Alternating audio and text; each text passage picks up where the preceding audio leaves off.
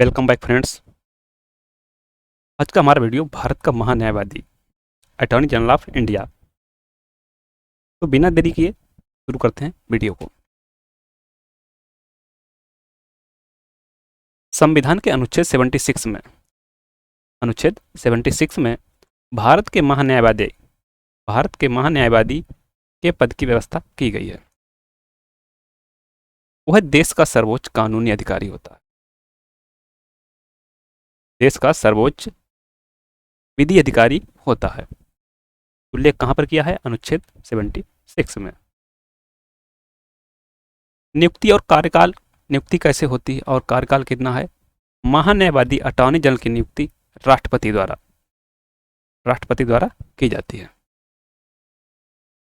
अब जो महान्यायवादी नियुक्त होना है उनमें उन योग्यताओं का होना आवश्यक है जो उच्चतम न्यायालय के किसी न्यायाधीश की नियुक्ति के लिए होती हैं।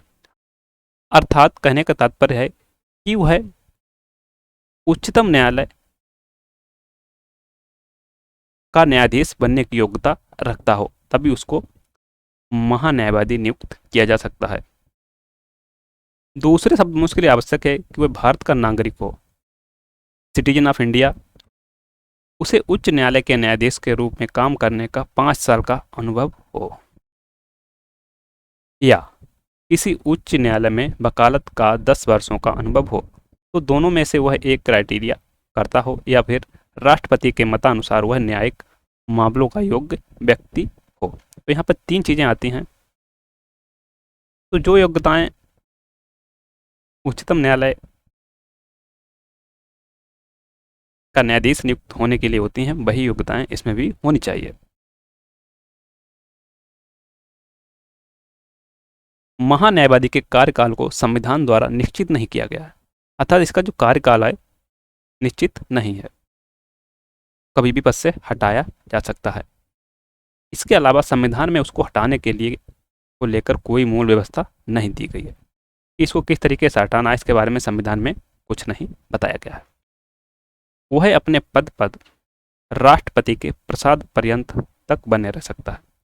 जब तक राष्ट्रपति चाहेंगे, अर्थात जब तक सरकार चाहेगी, तब तक वह पद पर बने रह सकता है। इसका तात्पर्य यह है कि उसे राष्ट्रपति द्वारा किसी भी समय हटाया जा सकता है। जब सरकार अनुमोदन करेगी राष्ट्रपति से, तो राष्ट्रपति उसको हटा सकते हैं। इसके अलावा वह कभी भी राष्ट्रपति को अपना त्यागपत्र सौंपकर पदमुक्त हो सकता है। तो दोनों चीजें हैं यहाँ पर, या तो वो रिजाइन कर दे या फिर राष्ट्रपति उसको किसी भी समय पद से हटा दे। अब क्या परंपरा है कि जब सरकार मंत्रिपरिषद त्यागपत्र दे दे तो या उसे बदल दिया जाए, तो उसे त्यागपत्र देना होता है, क्योंकि उसकी नियुक्ति सरकार की सिफारिश से होती है। अब जो भी सरकार आती है वो अपने अनुसार महान्यायवादी को नियुक्त करती है।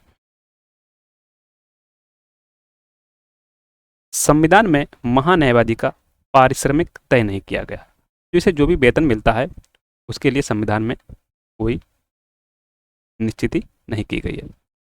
उसे राष्ट्रपति द्वारा निर्धारित पारिश्रमिक मिलता है। कार्य एवं शक्तियां। भारत सरकार के मुख्य कानूनी अधिकारी रूप में महान्यायवादी के निम्नलिखित कर्तव्य हैं। वह भारत सरकार को विधि संबंधी ऐसे विषयों पर सलाह दे जो राष्ट्रपति द्वारा सौंपे गए हों।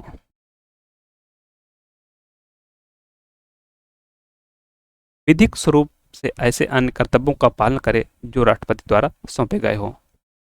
संविधान या किसी अन्य विधि द्वारा प्रदान किए गए कृत्यों का निर्वहन करना। राष्ट्रपति महान्यायवादी को निम्नलिखित कार्य सौंपता है। क्या क्या कार्य सौंपता है देखते हैं। भारत सरकार से संबंधित मामलों को उच्चतम न्यायालय में भारत सरकार की ओर से पेश होना, अर्थात सरकार का वकील। जो भी भारत सरकार के मामले हैं उनकी तरफ से उनकी सिफारिश करना सरकार की तरफ से।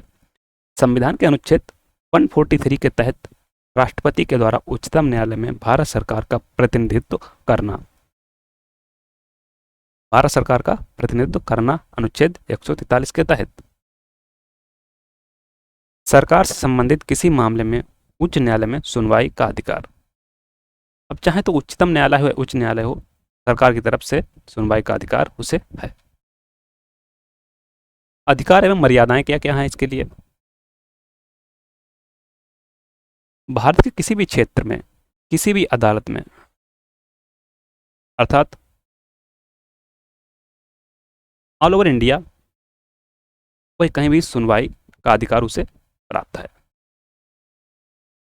इसके अतिरिक्त संसद के दोनों सदनों में बोलने या कार्रवाई में भाग लेने, किसी भी सदन हो, चाहे राज्यसभा चाहे लोकसभा हो या संयुक्त बैठक हो, बिना मताधिकार के भाग लेने का अधिकार है।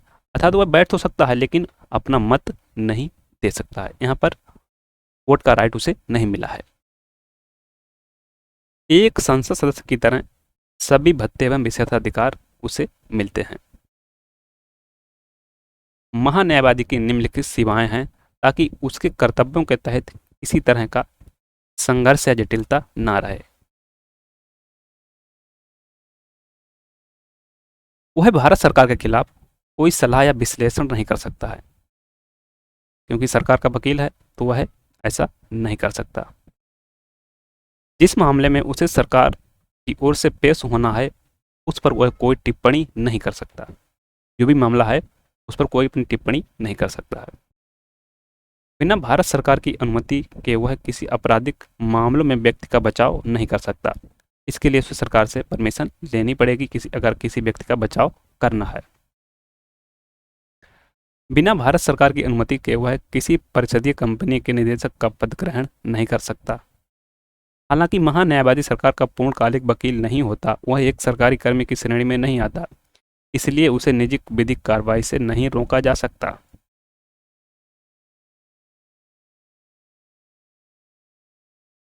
भारत का महाधिवक्ता महान्यायवादी के अतिरिक्त भारत सरकार के अन्य कानूनी अधिकारी होते हैं। वे हैं भारत सरकार के महाधिवक्ता एवं अपर महाधिवक्ता। वे महान्यायवादी को उसकी जिम्मेदारी पूरी करने में सहायता करते हैं।